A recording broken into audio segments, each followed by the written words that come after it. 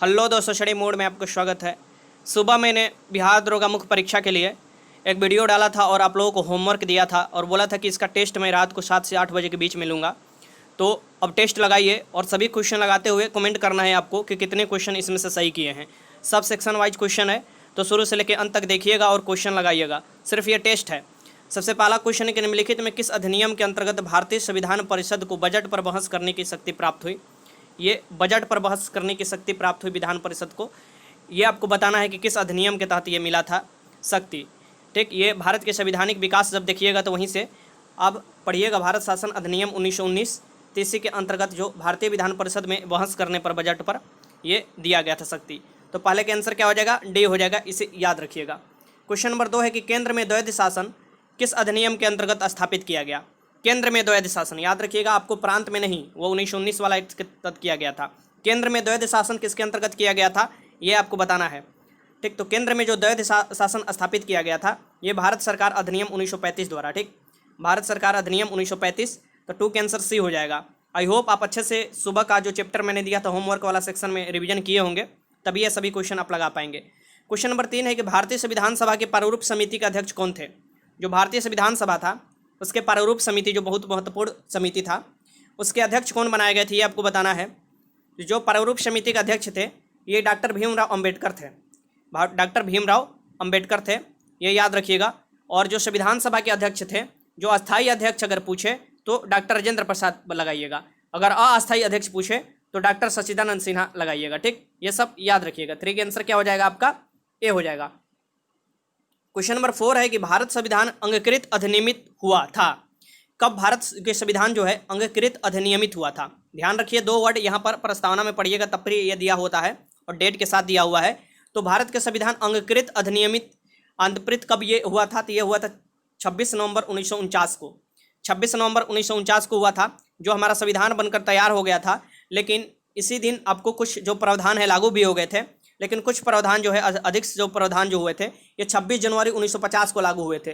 क्योंकि आप लोग जानते हैं कि 1929 में जो लाहौर अधिवेशन हुआ था, उसके बाद 1930 में जो प्रथम आपको झंडा फहराया गया था।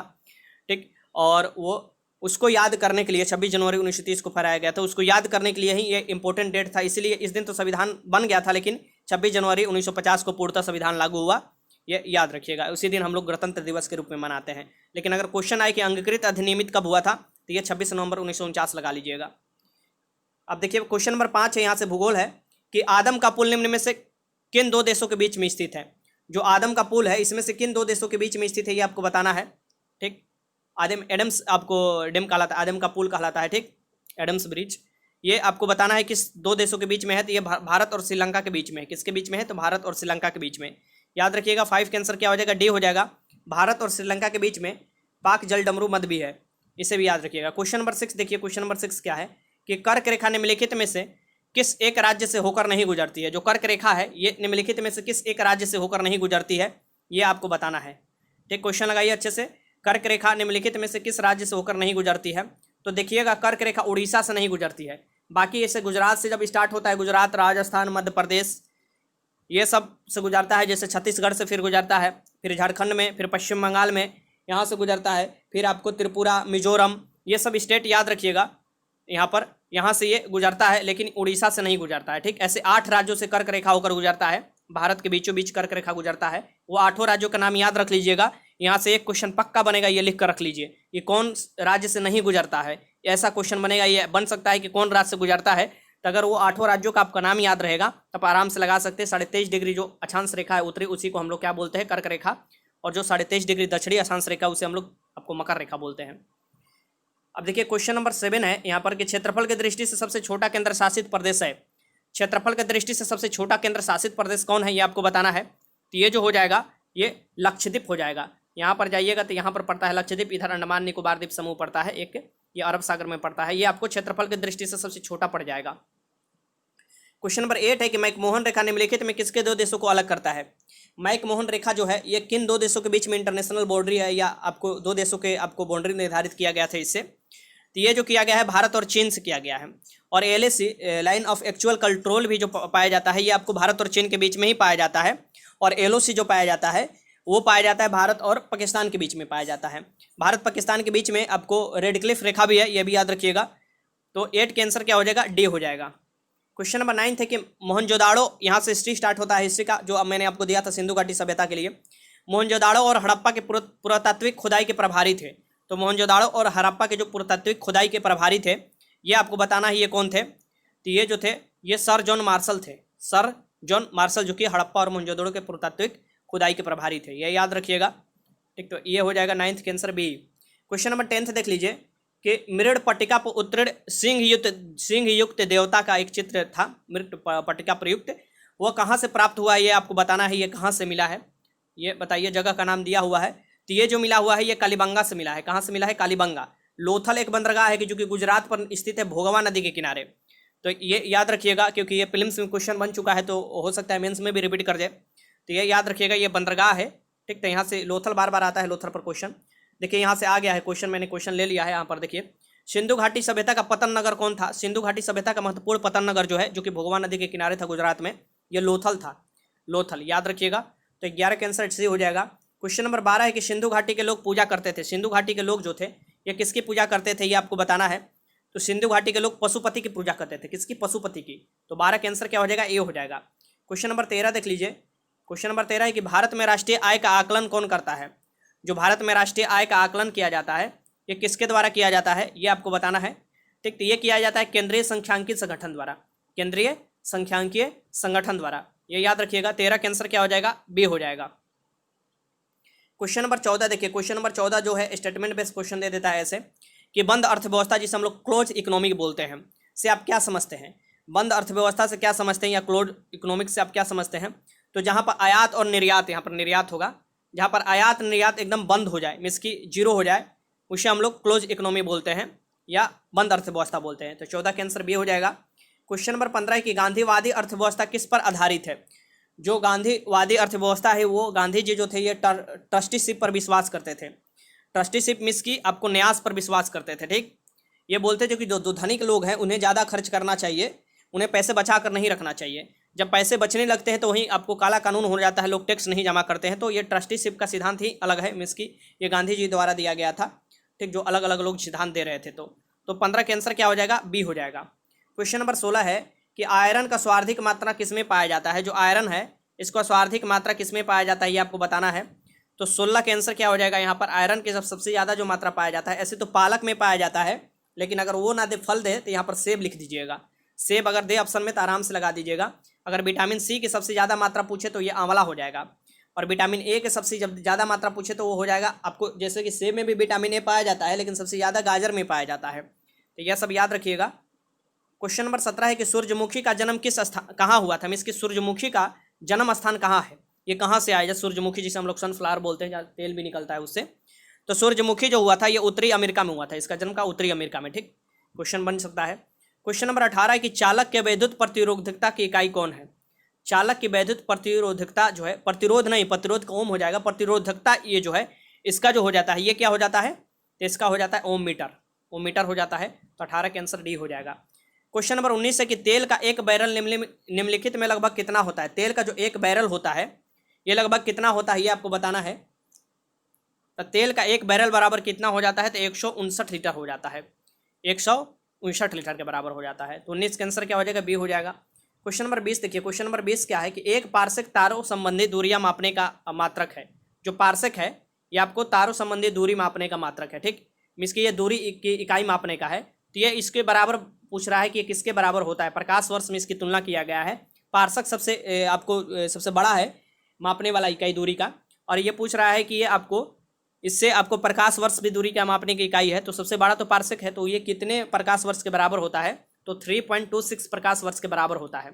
ये याद रखिएगा, फिजिक्स से आपको जब पढ़िएगा सबसे पहला चैप्टर उसी में है। क्वेश्चन नंबर 21 है कि शक्ति का मात्रक है। मापन इन मात्रक सबसे पहला आपका चैप्टर है।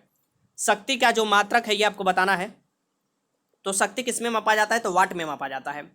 ठीक, वाट में मापा जाता है, याद रखिएगा। 21 का आंसर सी हो जाएगा। क्वेश्चन नंबर 22 देखिए कि डॉप्सन इकाई का प्रयोग किया जाता है। जो डॉप्सन है ये किसके लिए उपयोग किया जाता है, ये आप पर्यावरण भी पढ़िएगा तो उसमें आ जाएगा। डॉप्सन जो है ये आपको ओजोन परत की मोटाई मापने के लिए किया जाता है। ओजोन परत की मोटाई मापने के लिए किया जाता है। ओजोन का जो फार्मूला होता है O3 होता है। ठीक, ये याद रखिएगा O3। और ओजोन का सबसे बड़ा जो दुश्मन ये CFC है, क्लोरोफ्लोरोकार्बन है। ओजोन जो परत पाया जाता है ये समताप मंडल में पाया जाता है, ये भी याद रखिएगा। आगे चलते हैं, क्वेश्चन नंबर 23 देखिए कि परमाणुवीय नाभिक किसने खोजा था। परमाणु के जो नाभिक है ये किसने खोजा था, ये आपको बताना है।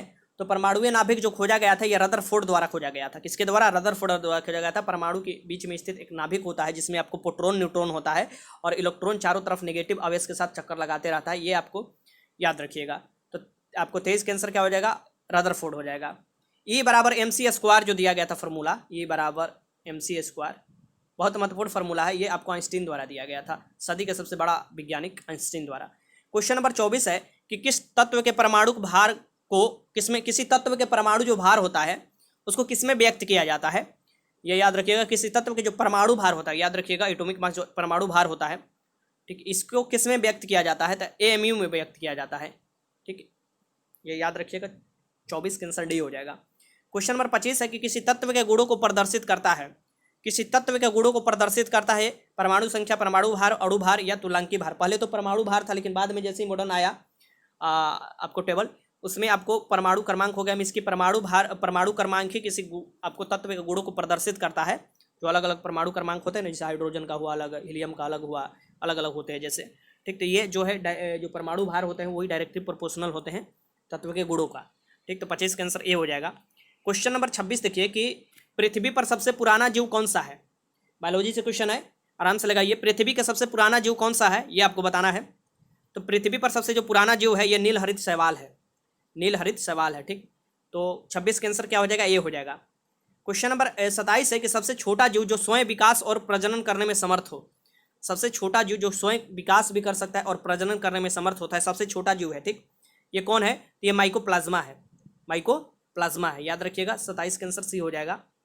क्वेश्चन नंबर 28 है कि जीव विज्ञान शब्द का प्रयोग सर्वप्रथम किसने किया था। जो जीव विज्ञान शब्द है इसका प्रयोग सर्वप्रथम किसने किया था ये बताना है आपको। मैं जल्दी जल्दी क्वेश्चन इसलिए करा रहा हूँ कि आप बस जल्दी से रिवीजन करते रहिए और बहुत कम समय बचा हुआ है 11 अक्टूबर में, और आपको टेस्ट भी लगाना होता है, डेली आप मॉक टेस्ट लगाते होंगे, ठीक। तो ये सब ध्यान में रखिएगा। लैमार्क और ट्रेविरेनस जो हैं जीव विज्ञान शब्द के सबसे पहले उपयोग किए थे, लैमार्क और ट्रेविरेनस, याद रखिएगा।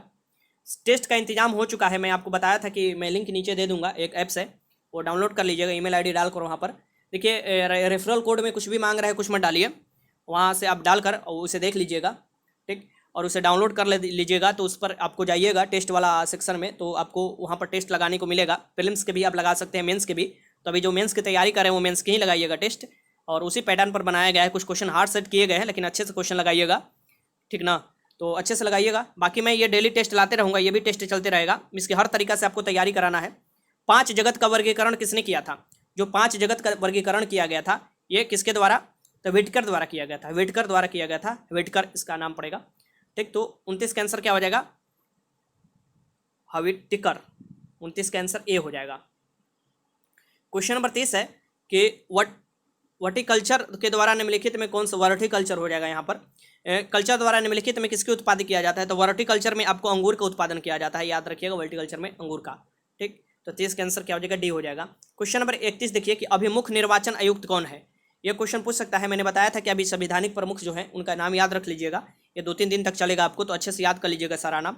अभी जो मुख्य निर्वाचन आयुक्त है, क्योंकि अभी चुनाव भी विधानसभा का होने वाला है तो ये क्वेश्चन बन सकता है, ये आपको कौन है? तो सुनील अरोड़ा जी हैं, ठीक। और 2 जो अन्य चुनाव आयुक्त हैं इसकी ये है अशोक लवासा और सुनील चंद्रा, ठीक। एक उप चुनाव आयुक्त भी होते हैं जो कि उमेश सिन्हा थे, उमेश सिन्हा जी, ये याद रखिएगा। 31 का आंसर ए हो जाएगा पहले। क्वेश्चन नंबर 32 है कि भारत के मुख्य न्यायाधीश सर्वोच्च न्यायालय के कौन है। अभी जो भारत के मुख्य न्यायाधीश है जो कि सर्वोच्च न्यायालय के, इसके सुप्रीम कोर्ट का भी मुख्य न्यायाधीश कौन है? तो यह है शरद अरविंद बोबड़े जी हैं, शरद अरविंद बोबड़े। इससे पहले जो थे रंजन गोगोई, उससे पहले जो थे ये दीपक मिश्रा थे। इसके दीपक मिश्रा 45वें स्थान पर थे, रंजन गोगोई बने तो 46वें पर बने, और ये जो बोबड़े जी हैं ये आपको 47वें स्थान पर है जो कि चीफ जस्टिस ऑफ इंडिया है। तो 32 का आंसर क्या हो जाएगा? बी हो जाएगा। के वेणुगोपाल के बारे में आप जानते होंगे, अटॉर्नी जनरल ऑफ इंडिया के वेणुगोपाल के बारे में, ठीक। तो ये सब आपको जो हरित वाला है ना ट्रिब्यूनल, वो उसके अध्यक्ष है आदर्श कुमार गोयल। क्वेश्चन नंबर यहाँ पर 33 देख लीजिए कि उपाध्यक्ष लोकसभा अभी कौन है। जो लोकसभा के उपाध्यक्ष है ये अभी कौन है ये आपको बताना है। तो लोकसभा के अध्यक्ष तो श्री ओम प्रकाश बिरला जी हैं, ओम प्रकाश बिरला जी हैं लोकसभा के अध्यक्ष। एम थम्बुदुरई जो हैं ये आपको उपाध्यक्ष होंगे, किसका? तो लोकसभा का। ये याद रखिएगा। तो 33 का आंसर बी हो जाएगा। और यहाँ पर हरिवंश नारायण सिंह जो है ये उपसभापति होंगे राज्यसभा का, और जो राज्यसभा के सभापति होते हैं ये उपराष्ट्रपति होते हैं, जो कि वेंकैया नायडू जी हैं। तो ऐसे क्वेश्चन कर याद रख लीजिएगा, ऐसे क्वेश्चन आ जाता है। तो 33 का आंसर क्या हो जाएगा आपका, बी हो जाएगा।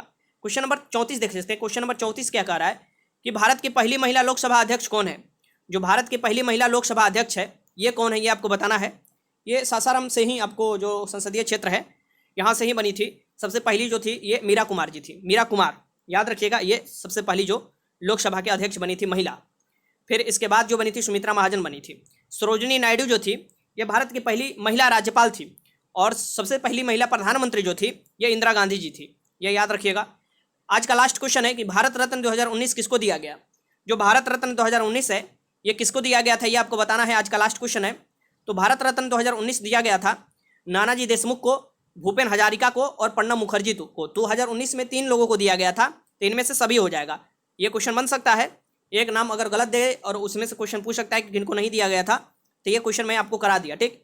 अब मैं एग्जाम टुडे का मैं आपको दे दूंगा, नीचे लिंक दे दूंगा, वहाँ से आप जाइए, आराम से लगाइए टेस्ट, और टेस्ट लगाकर अपना स्कोर बताइए। तो 2-3 तरीका से मैं आपको तैयारी कराने को सोच रहा हूँ। प्रीलिम्स वाले चिंता मत करें, 2-3 दिन में उनका भी मॉक टेस्ट स्टार्ट कर देंगे, ठीक। तो वीडियो अच्छा लगा तो लाइक कीजिएगा, लेकिन वो ऐप्स जरूर डाउनलोड कर लीजिएगा, मैं उसका लिंक नीचे दे दूंगा। और उसमें अगर आपको ईमेल आईडी डालना है और पासवर्ड डालना है, और रेफरल कोड में कुछ नहीं डालना है, रेफरल कोड में कुछ मत डालिएगा, कोई दिक्कत नहीं होगा। एक बार अगर कुछ दिक्कत होता है तो दोबारा डालिएगा, क्योंकि काफ़ी लोग एक साथ पहुँचते हैं तो थोड़ा बहुत ये होता है। वीडियो अच्छा लगा तो लाइक कीजिएगा। वीडियो देखने का आपका बहुत बहुत धन्यवाद, और अपना स्कोर कमेंट बॉक्स में जरूर बताइए।